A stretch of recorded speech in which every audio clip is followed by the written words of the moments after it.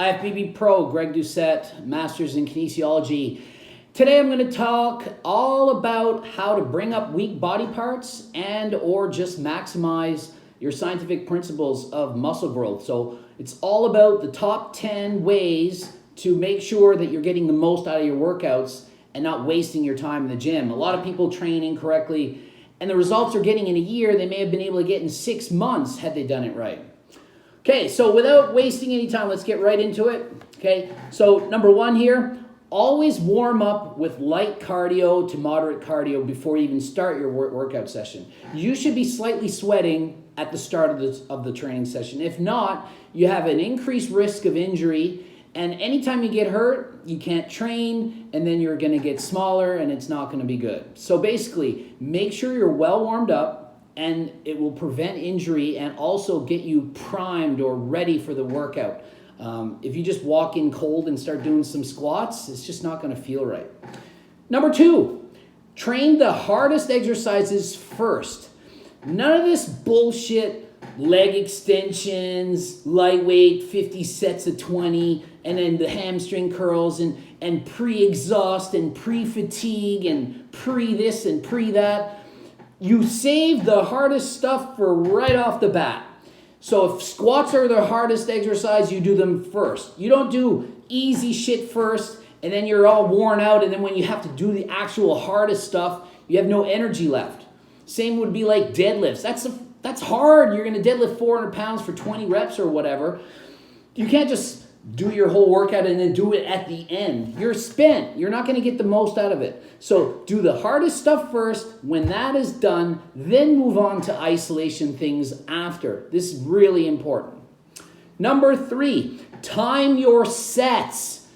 Everyone says, well, what rep range should I be in? What reps? How many reps to build muscle versus strength? It's not the reps, folks. It's how long your muscle is flexing or the time under tension of the muscle. So when I curl and I do 1 and 2 and every rep I count, it doesn't really matter how many you're doing. What matters is how long it takes to do them. Big difference between 1, 2, 3, 4, 5 and 1 and you see what I mean? So it's the time under tension. So what time under tension we're looking for?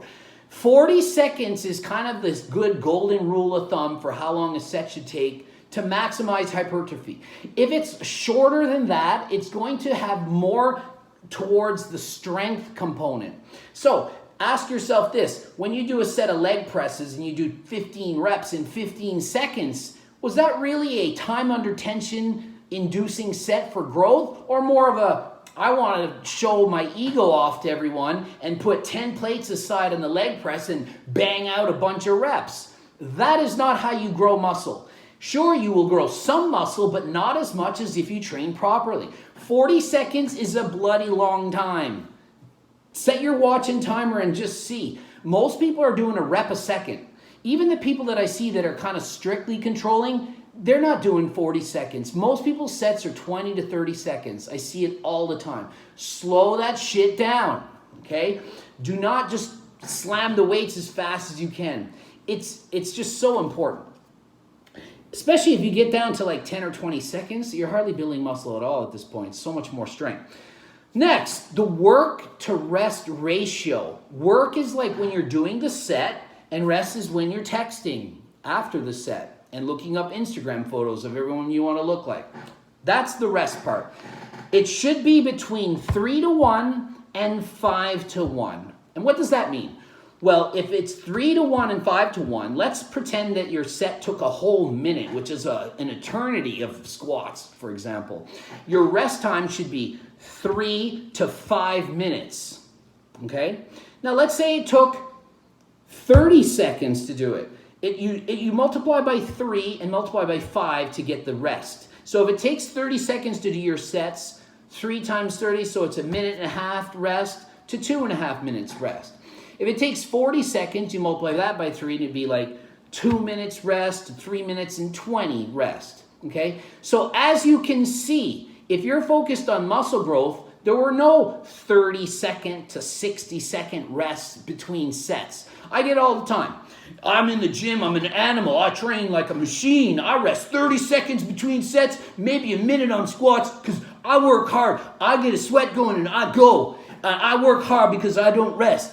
And it's like, so you go to the gym and do cardio in the weight room is what you do. Because if you're resting 30 seconds between squat sets, you are not weightlifting, you are doing toning or cardio or at best muscular endurance. If I did a set of, say, 400 pounds for 10 reps on the squat and rested 30 seconds, I would do it for one more rep. So what happens is people save it. They save so many reps in the tank because you can't squat and do 30-second rest or 1 minute. You're not going to be able to lift anything. So instead of going hard, they train like a pussy each set and they don't rest. But then they say, oh, I don't rest because I'm a machine. But meanwhile, they're lifting 100 pounds on the squat and deadlifting a plate aside. Meanwhile, their girlfriends are lifting 3 plates. So this is the point. You need to rest enough time for ATP, adenosine triphosphate, to build up in the muscle to provide energy for the maximum endurance and duration that you can put out for that set. If you don't rest long enough, you have to lower the weight. If you lower the weight, you have less muscle working hard to grow. Okay? I hope that makes sense. Hopefully that makes sense to everybody. And just think, if it's a weak body part, it's even more important that you focus on this. If it's like, my biceps are weak, chances are you're training the biceps incorrectly. You're just cheat curls and just dropping the weight. You need to focus on how much more, think that much more on the exercise you're doing and using all these principles on those sets. Whether it's a weak muscle or a strong muscle, they both grow based on the same science principles. It's not like, oh, this is a weak body part, so I need to train it in this special, unique, different way. No, muscle grows because it's stimulated to grow the same way that your best body part will grow is the same as the lowest body part. But you need to train properly, okay? Next, number 5 here, lower the weight, which is the eccentric phase, slower than the concentric phase, okay?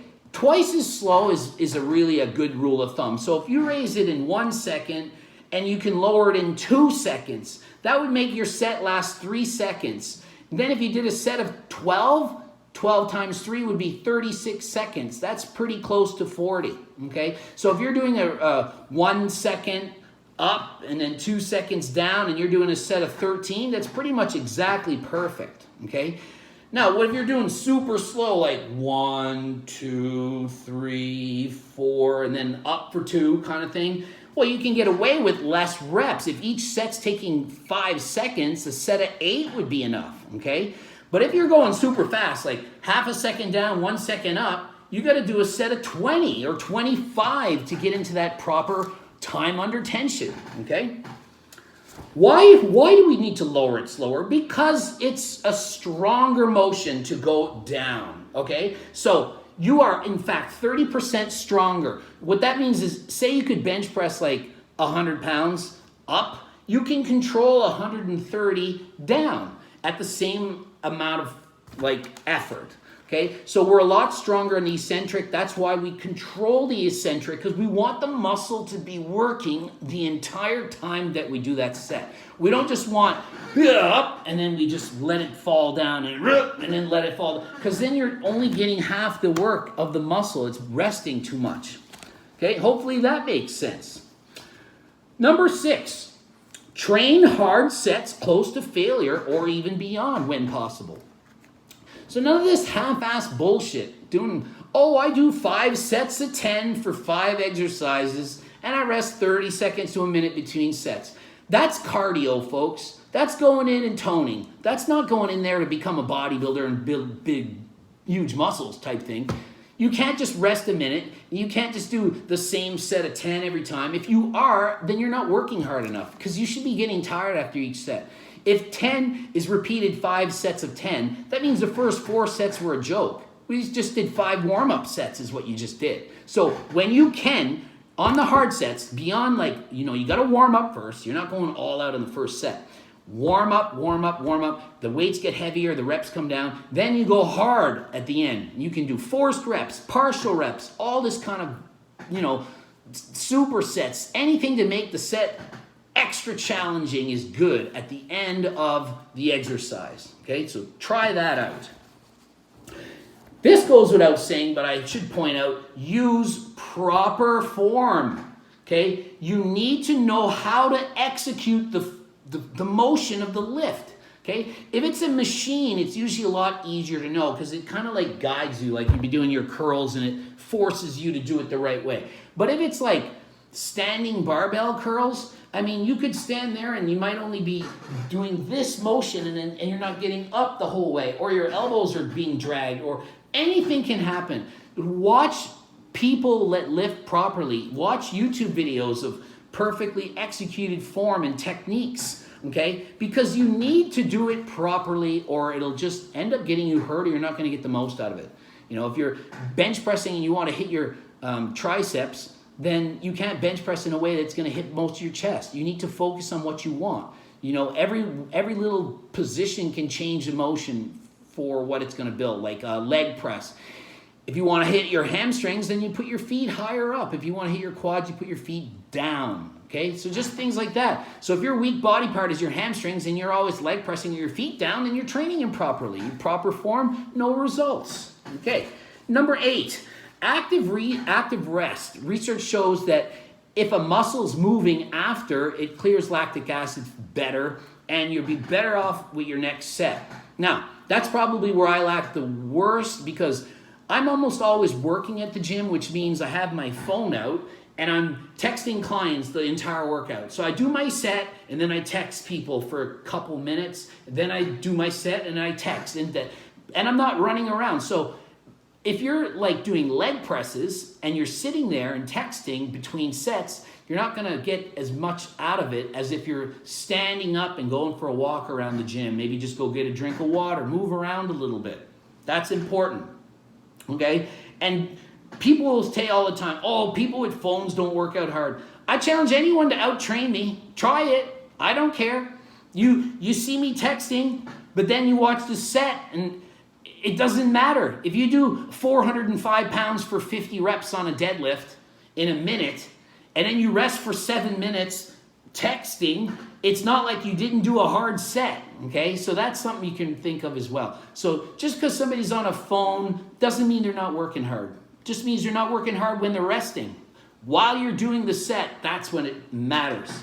Okay, number 9, train each body part twice a week.